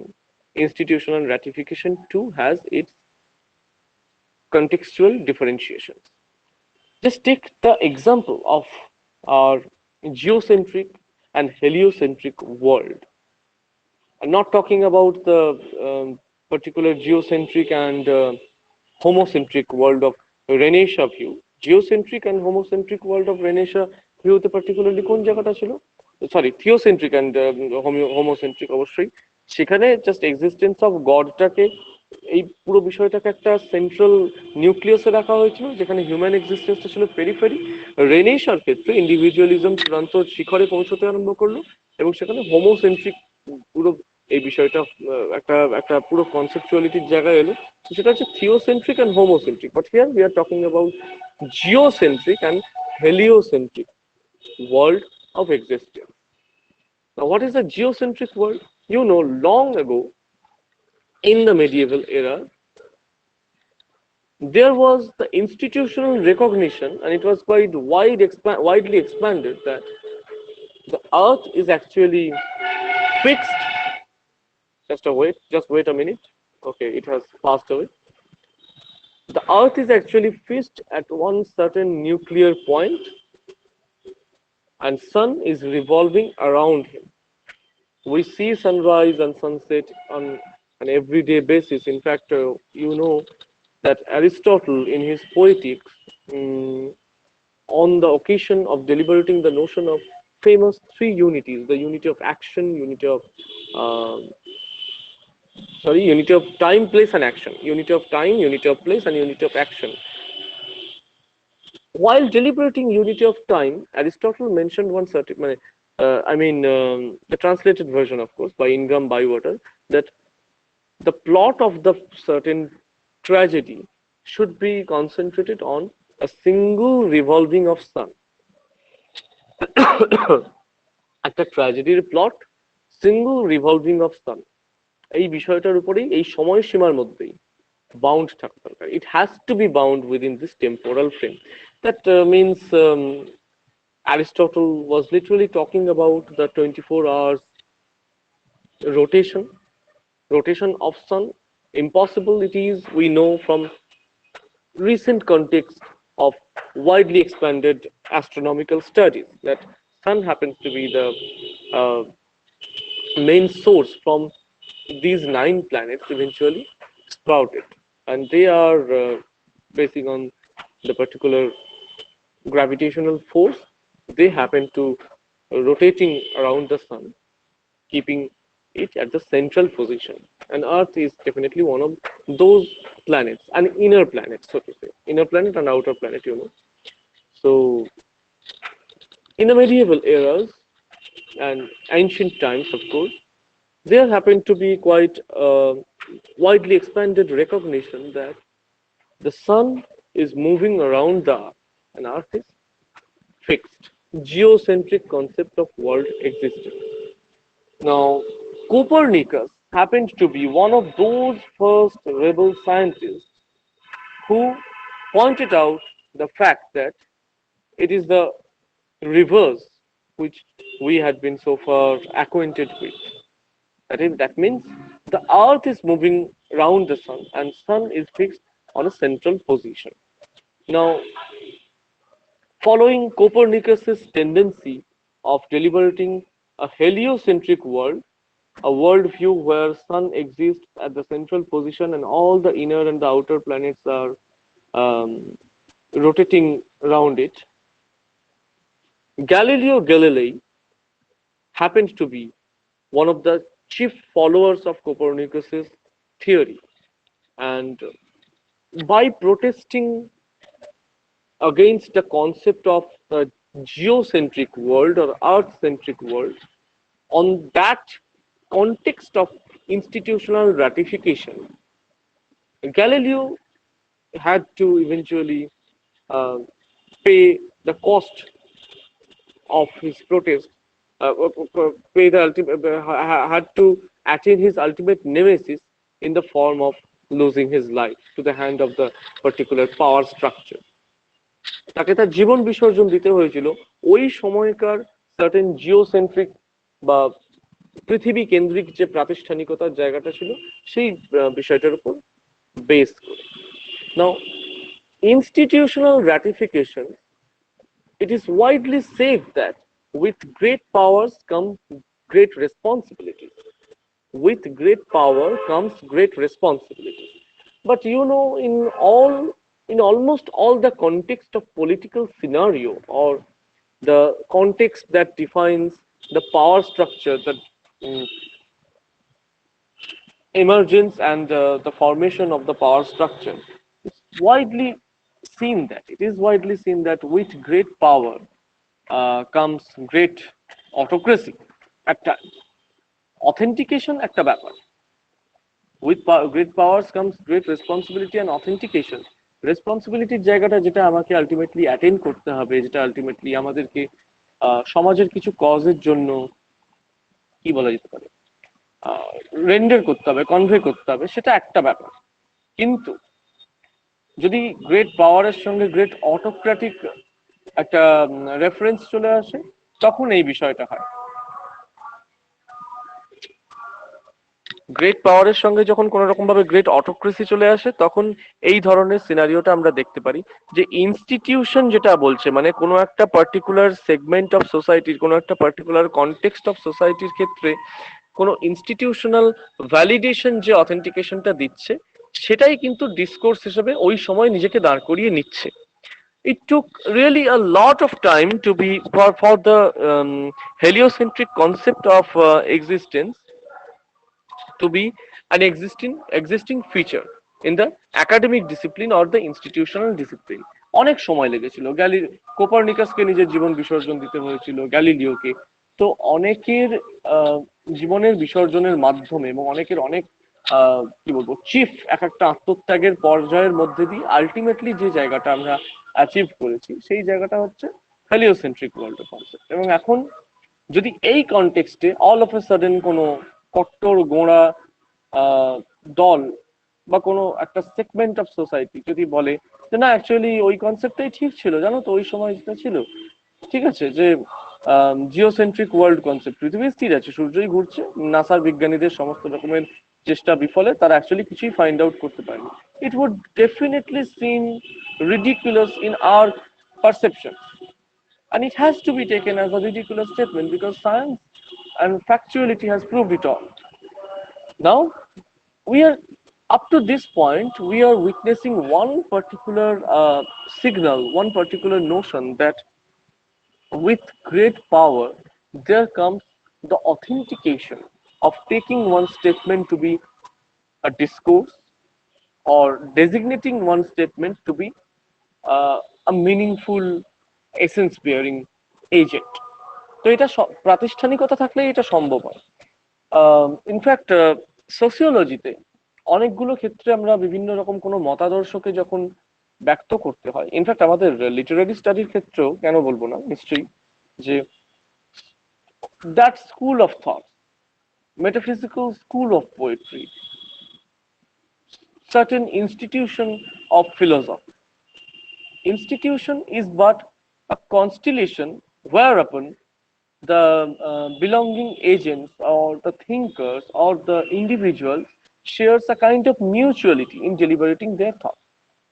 একটা সাধারণ কোনো ব্যাপার থাকবে, মিল থাকবে, যে সাধারণত্বের জায়গাটা বা যে মিলের জায়গাটার উপর ডিপেন্ড করে কাউকে একটা ইনস্টিটিউশন বলা হবে। সে মিলটা মানে কি বলবো, কোনো ইতিবাচকও হতে পারে, ইভেন মেডিয়েভাল এজের মতো নেতিবাচক একটা মিলও হতে পারে। ইনফ্যাক্ট ইংরেজদেরও যে যা কিছু দিয়ে গেছে, আমরা অনেক কিছু কলোনিয়াল লিগেসিস বিয়ার করছি ঠিকই, কিন্তু এটা আমাদেরকে বুঝে নিতে হবে, খুব কোষ্টি পাথরে যাচাই করে নিতে হবে যে ডিকলোনাইজেশনটা কেন দরকার ছিল, যার জন্য দেশকে সেপারেশনের মতো একটা ইস্যুর মধ্যে দিয়ে, পার্টিশনের মতো একটা ট্রমার মধ্যে দিয়ে যেতে হয়েছিল 1947-এ। ম্যাক্সিমামটাই সেখানে খারাপ ছিল ওই সময় দাঁড়িয়ে। সেই কারণের জন্য এই রায়টটা উঠেছিল, and we have attained our freedom at least from on a symbolic level. So right at this point, one thing is quite necessary to understand for ourselves, that basing on the differentiated context and temporality of the society, the institutions really had enjoyed their um, prime positions, whether to take something as discourse or not. যেটা গ্যালিলিওর সময়তে ওনাকে মানে এক প্রকার তাদের মতের বিরুদ্ধে গিয়ে নিজের জীবন বিসর্জন দিয়ে আদায় করে নিয়ে আসতে হয়েছে ফ্যাকচুয়ালিটির আসল সংজ্ঞাটা, আমাদের ওয়ার্ল্ড ভিউর আসল সংজ্ঞাটা, সেটা কিন্তু ওই সময় ইনস্টিটিউশনালাইজড একটা কনসেপ্ট ছিল, এটা আমাদের ভুললে চলবে না। That happen to be a discourse in that particular context of the then society, which is not a discourse right now. তো এবার এখান থেকে একটা জিনিস আমাদের কাছে ক্লিয়ার, যে ডিসকোর্স যেমন অনেকগুলো স্টেটমেন্ট থিওরিটিক্যালি অনেক জায়গায় নিজেকে তুলে ধরলেও প্র্যাকটিক্যালি তুলে ধরতে পারে না, তেমনি যেটা ডিসকোর্স হিসেবে রিপ্রেজেন্টেড হচ্ছে, it can either B acceptable or even it can be non unacceptable, basing on the particular point of view, particular lens of envisioning. Now let us come to this point. Earlier we have aligned the concept of colonialism with the concept of capitalistic expansionistic philosophy.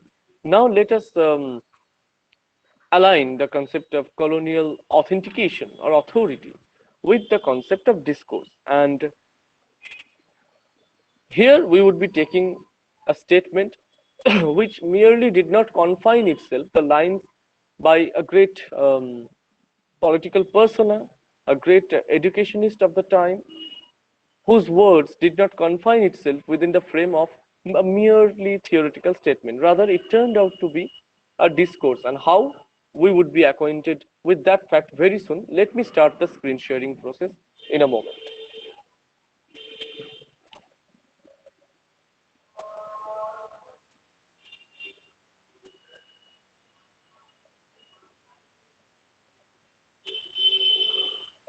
Sorry. Okay. Just make the confirmation whether this particular layout is being visible or not.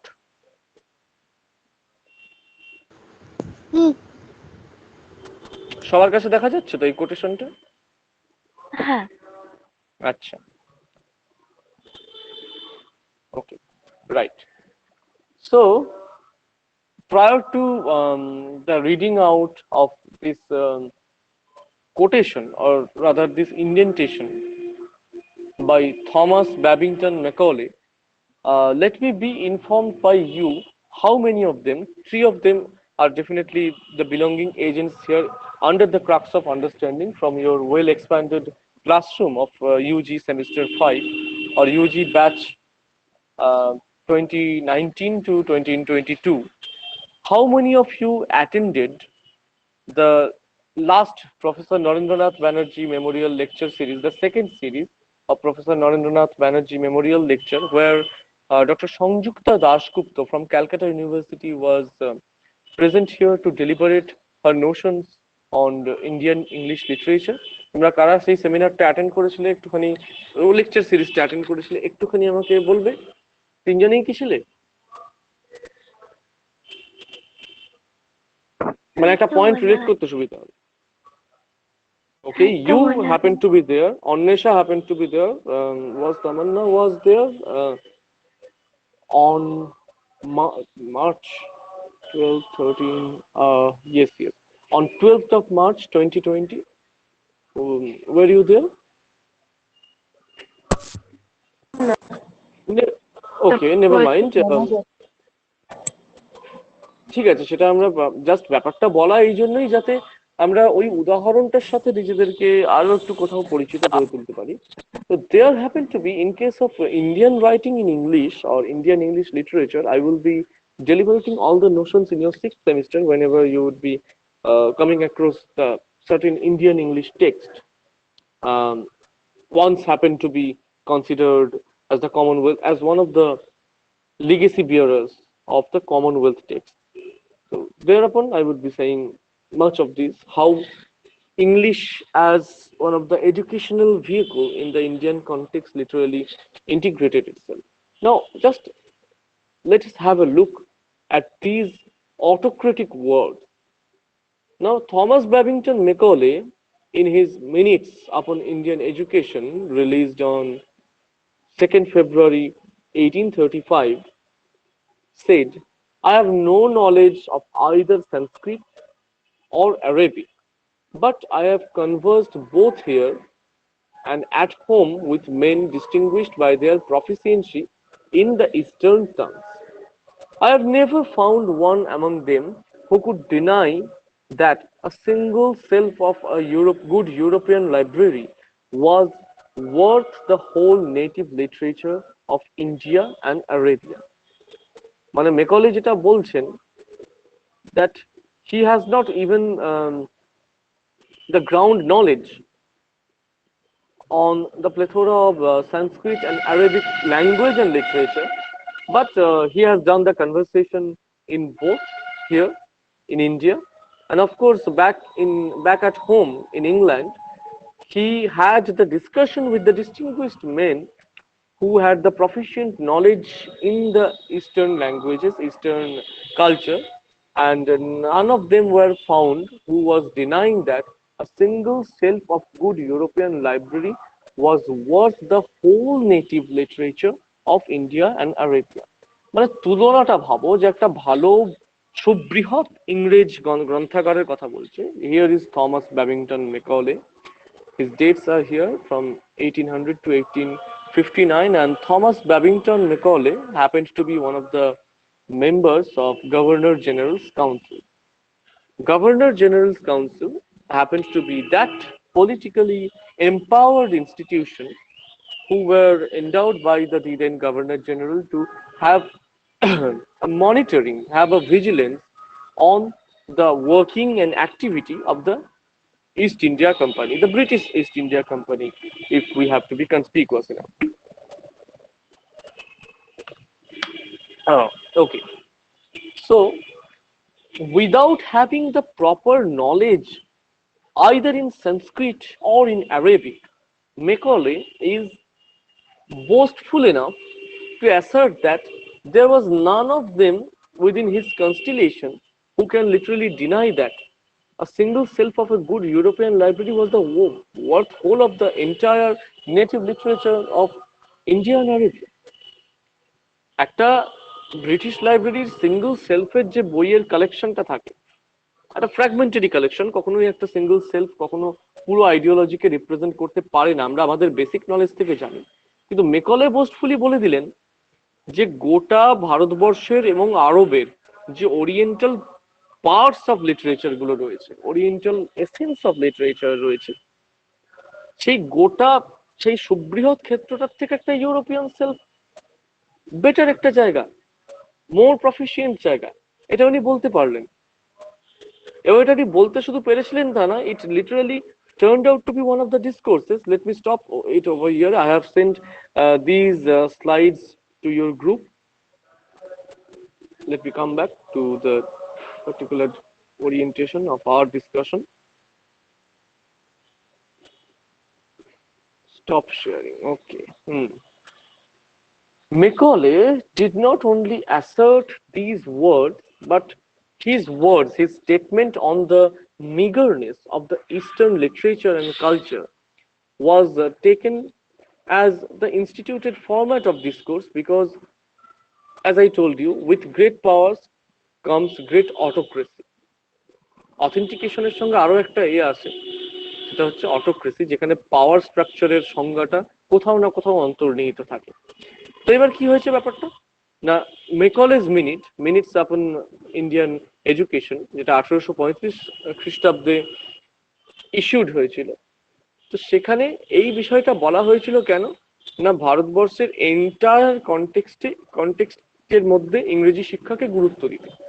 প্রাচ্য এবং পাশ্চাত্যের একটা অন্যতম চেনা পরিচিত ঘরানা, a verbal and ideological battle between the East and the West, between the Orient and the Occident.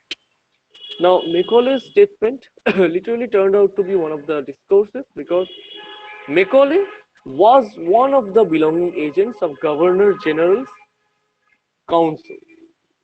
And Governor General's Council was empowered to keep a vigilance on the activities of British East India Company. সেই কারণের জন্য মেকলের কাছে কিন্তু এই স্কোপটা ছিল যে যেহেতু তিনি পলিটিক্যালি এম্পাওয়ার্ড একটা ক্ষেত্র থেকে বিলং করছেন, তার কিন্তু কথা বলবার মানে ভারতবর্ষের এই জায়গাটার এই বেসিসটার উপর কথা বলবার একটা এমবেডেড রাইট ছিল। And we know that in today's context, if we are from our Eastern perspective, if we are to confront this notion, it definitely would seem to be merely ridiculous that a single self cannot be the entire essence bearer of one whole provincial and continental culture, as you know. But with great power, Macaulay was eventually turning out to be successful enough with his doctrine, and that is why so successful was his doctrine that the lion's share of the economical sanction that India was getting from the British governance, uh, the lion's share of the sanction was eventually implemented to the genesis and development of the English education in Indian academic institutions. Prior to that, the Eastern languages like Sanskrit and Persian and at times Arabic happened to be the languages which enjoyed the prime position.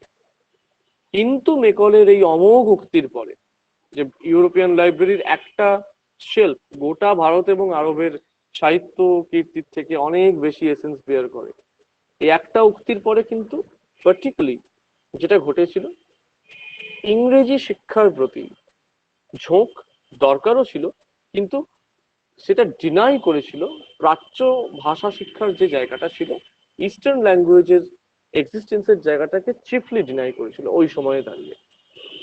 1835 we are talking about, that means prior to the Sepoy mutiny of 1857. In fact, Sepoy mutiny and in 1855 the farmers mutiny, কৃষক বিদ্রোহ, তো এই দুটো আন্দোলনকে ভারতবর্ষের স্বাধীনতা আন্দোলনের অন্যতম প্রাথমিক দুটো সোপান বলে ধরে নেওয়া হয়। বললে অনেক কিছু কথা বলা যায়, যদিও সিপাহী বিদ্রোহের নিজস্ব কিছু সার্টেন লিমিটেশন ছিল, আর কৃষক বিদ্রোহ মূলত অনেকটা রিজিওনালি রেস্ট্রিক্টেড ছিল। তো এই সমস্ত কিছুকে শুধুমাত্র স্বাধীনতা সংগ্রামের প্রাথমিক সোপান বলে বলাটা ঠিক হবে না, বরঞ্চ এটাও আমরা বলতে পারি to great extent post colonial culture, ডিকলোনাইজেশনের কালচারের অন্যতম দুটো সোপান কিন্তু ছিল এই দুটো। We can even include Santhal mutiny over here. Santhal বিদ্রোহকেও আমরা এখানে কিন্তু করে নিতে পারি। সরি, কৃষক বিদ্রোহ 1855 না, 1765। সাঁওতাল বিদ্রোহ 1855, মহাবিদ্রোহ বা সিপাহী বিদ্রোহ 1857। Okay. I can clearly remember that in order to remember the year 1765 of Farmers Mutiny, one of our prolific history teachers just written the year on the blackboard, and he was telling that there lies often a number of complications regarding remembering, getting a year into our remembrance. So he literally told that just try to play with the numbers. সংখ্যাগুলোকে নিয়ে খেলো। বলে 1765 লিখলেন বোর্ডে, just take out the example of a descending order. One is common everywhere, and just take out the descending order. It's 5, 6, 7. We tend to remember the telephone numbers, as he was saying. It's actually an honor to uh, remember his teaching technique. He really happens to be one of the proliferated teachers in the field of history. So just take out 5, 6 and 7 from a descending order, 5, 6, 7 এবং তার আগে একটা জুড়ে দাও, কারণ একটা common তখন দুইয়েরও ব্যাপারে আসলে শূন্যতেও আমরা ফিরতে পারবো না।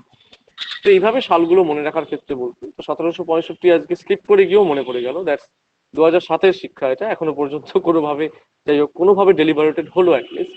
Anyway, so these uh, riots, this uprising, like farmers' mutiny, Santal revolution, Sepoy mutiny, all these happen to be those primary stairs of decolonization, alongside the alongside being the greater aspects of entire Indian freedom movement. Decolonization একটা theory হিসেবে যখনই আমরা দেখছি, it's better to place the examples of India and world context side by side. তো এবার Macaulay যেটা পেরেছিলেন ওই সময় করতে, তিনি যেহেতু পলিটিক্যাল একটা এম্পাওয়ারমেন্টের জায়গায় ছিলেন, তার কথাটা কিন্তু খুব সাকসেসফুলি একটা ইনস্টিটিউশনাল ভ্যালিডেশন পেয়েছিল, এবং যার ফল আমরা সুফলই পেয়েছি আলটিমেটলি। তবে কুফলটা এটাই যে সেখানে প্রাচ্য ভাষা শিক্ষার দিকটাকে ভীষণভাবে অস্বীকার করা হয়েছিল। সংস্কৃত, পার্সিয়ান আর আরবি, যে সমস্ত প্রাচ্য ভাষা শিক্ষার একটা বিরাট বড় ওল্ড লিগেসিস ভারতবর্ষে ছিল, সেটাকে কিন্তু সাবসার্ভিয়েন্ট করে দেওয়া হয়েছিল। যে সাবসার্ভিয়েন্ট ল্যাঙ্গুয়েজ গুলো পরে কথা বলে উঠলো বিল অ্যাশক্রফটের এম্পায়ার রাইটস ব্যাক। এটা মানে কখনো যদি পারো তো পড়ে নিও, বা অ্যাটলিস্ট এসেন্সটা জেনে রেখো এই চ্যাপ্টার গুলো নিয়ে কি বলা হয়েছে। Creole, pidgins, word formations, all are the certain terms which are integrally related to post-colonial textual development of the subservient text. ঠিক যেমন করে প্রভিন্সিয়াল টেক্সট গুলো পোস্ট কলোনিয়াল লিটারেচারে উঠে এসেছিল ইংলিশ লিটারেচারের মধ্যে পাশাপাশি, ঠিক তেমনি টেক্সচুয়াল ইমপ্লিকেশনস কিরকম হবে, বিকৃত করে যে মানে কি বলবো, সম্পূর্ণ স্বতঃপ্রণোদিত ভাবে যে একটা ইংরেজি শব্দকে বিকৃত করার উচ্চারণের যে প্রবণতা, যার মধ্যে ক্রেওল আর পিজিনের কনসেপ্ট গুলো লাইড রয়েছে, টার্মস গুলো আমি দিয়ে দেবো যাতে তোমরা ইদানিং মানে ইন্ট্রোডাক্টরি ক্লাসগুলো ধরুন পড়ে ফেলতে পারো। আর একটাই ইন্ট্রোডাক্টরি ক্লাস হবে, তারপর আমরা সরাসরি টেক্সটে যাব। তো ব্যাপারটা হচ্ছে গিয়ে এই যে এম্পায়ার রাইটস ব্যাকে প্রভিন্সিয়াল ল্যাঙ্গুয়েজ গুলো বা provincial approach of English language কেমন হবে, যে ইংলিশ ল্যাঙ্গুয়েজ সেন্ট্রিক ব্যাপারটা ছিল সেটা আস্তে আস্তে ডিসভার্স হয়ে গেল। কি হলো, অন্যান্য সাবসার্ভিয়েন্ট ল্যাঙ্গুয়েজ গুলো লিটারালি মাঝখানে চলে এলো, ইংলিশ ল্যাঙ্গুয়েজ একটা পেরিফেরি হয়ে গেল। তারা বিভিন্নভাবে সেটাকে মিডিয়াম অফ এক্সপ্রেশন হিসেবে গ্রহণ করছে। So far as the colonial discourse analysis is concerned, we have got to know that discourse is but a set of meaningful statements, and alongside that, it is literally determined, its genesis and circulation and acceptability is literally determined by a number of factors. Three of them, in fact, those key factors are taboo, discrimination between madness and sanity, and institutional ratifications are those points. Whereupon you would be getting the notion that whether to take one thing as discourse or not is completely a relative process based on the ground reality, and both the affirmative and the negative aspects of discourse can bear all sorts of possibilities. Now, one thing is quite important at the very concluding phase of our today's discussion is that earlier we have with great we just came to be acquainted with one term, that one notion, that with great powers comes great authentications and autocracy. So here one thing is quite important to politically look at, that a country or a province where the power structure is an imbalanced situation, just like India. India was facing quite a weaker um, governance in terms of its local zamindars, landlords, nawabs, and there happened to be the last Mughal emperor, of course, Bahadur Shah II.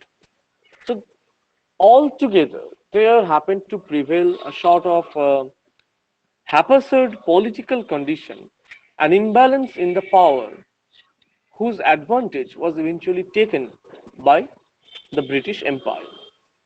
Now we have got to be acquainted with a number of example of taboo from the point of view of sexuality and the anti-feminist statement, madness sanity concept in terms of having the example of nonsense and sensible, um, institutional ratification, taking the example of Macaulay's minute, and of course prior to that, what was the point that I was discussing?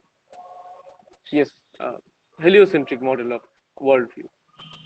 All these examples, so politically imbalanced whenever, both in case of politics or in case of zoology, in a group, wherever a kind of imbalance in powers is lying, is existing, it is the invading force of the most powerful that takes up the charge. Take the example of our latest instance of Afghanistan.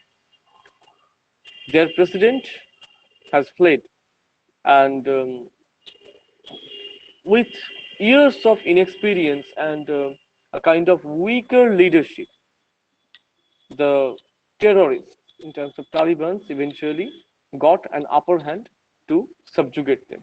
Of course, this is a destructive power. Within 2 decades, they are never changed. তো যেখানেই আমরা political ইমব্যালেন্সের পাওয়ার ইমব্যালেন্সের জায়গাটা দেখতে পাচ্ছি, সেখানেই কিন্তু একটা খুব বড় সড়ো অনুষঙ্গ আসছে, যে ভেতরের স্ট্রাকচারটা যেখানে ঠিক নয়, একটা ফাঁপা একটা স্ট্রাকচার বিয়ার করছে, বাইরে থেকে ইনভেডিং ফোর্স কিন্তু ইভেনচুয়ালি পাওয়ার স্ট্রাকচারটাকে মানে নেবেই। আর পাওয়ার স্ট্রাকচার মানে গভর্নেন্স, ইনস্টিটিউশনাল র্যাটিফিকেশনটা সেখানেই আসে। গভর্নেন্সেরই কিন্তু মানে যারা গভর্নিং বডি রয়েছে, কিছু বলবার, মিনিংফুল কিছু বলবার, সেটা কারোর কাছে মিনিংফুল কিন্তু নাও হতে পারে, কিন্তু মিনিংফুল সেটাকে রিপ্রেজেন্ট করবার with both its positive and negative connotations and probabilities, তাদের কিন্তু সেই জায়গাটা রয়েছে। এই institutional gratification here turns out to be one of the chief proponents of getting a thing as discourse. Uh, just like every other day, I would be providing you a Google Meet link whereupon we would be having a kind of informal chats and discussion regarding the doubt clearing. And for now, for the time being, let us call it a day. Remember one thing, that apart from alongside those extremely sorry,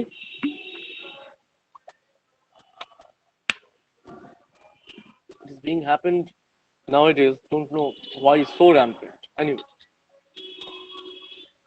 alongside those 5 points which really terminated the acceptability of post-colonial literature, one thing, the sixth point is clear, and I was just preserving the sixth point to deliberate only today. That is, Commonwealth literature tend to take up the literary outputs from the colonized parts of the world, be it North America, taking the province of Canada and a bit of Alaska, be it a number of African countries, the West Indies and the East Indies, India, Sri Lanka, Bangladesh, Pakistan, and almost the entire province of Oceania, Australia, New Zealand, and all the countries. So it's quite important to notice that what Commonwealth literature was taking as the literary outputs was chiefly in the belonging agents of those colonized provinces only, or those peripheries. But here, in the plethora of post-colonial literature, the sixth and perhaps the most important incorporative point is that it incorporates both the literature from the colonized part of world. I mean, we will not have much difficulty to understand Mahashweta Devi's text or the text of R.K. Narayan, V.S. Noipal to be the belonging agent of post-colonial literature. Side by side, we have got the text of Joseph Conrad, his Heart of Darkness, and other deliberations of some of the British authors too in the plethora of post-colonial literature. Because whenever we are discussing speculations, the speculations from the colonized point of view and colonizers' point of view, both are important. They happen to be the both side of a single coin, a single discipline of inquiry. So দেখেই নিলাম যে Joseph কনরাডের মতো একজন প্রথিতযশা British অথরের টেক্সটকেও কিন্তু post colonial লিটারেচারের অন্তর্ভুক্ত করতে আমাদের কোনরূপভাবে বাধে না। রাজা রাও, মহাশ্বেতা দেবী বা মুল্ক রাজ আনন্দের টেক্সটকে বা ভিএস নয়পাল, জরিত রাইটের টেক্সটকে অ্যানালাইজ করার পাশাপাশি। তো এটা একটা বড় পয়েন্ট যেটা পোস্ট কলোনিয়াল লিটারেচার ইনকর্পোরেট করেছে। গুগল মিট লিঙ্কটা আমি দিচ্ছি, and we will be having a bit of short discussions over there just after the finishing of this one. So we really may call it a day now. It has been quite a long deliberation. We'll be trying to get a kind of short note on this, and you will be getting the presentation on this introductory discourse for sure after the end of Edward Said's discussion on next Sunday. For now, goodbye. Keep enhancing yourself. The Google Meet link is on the way. Thank you for joining.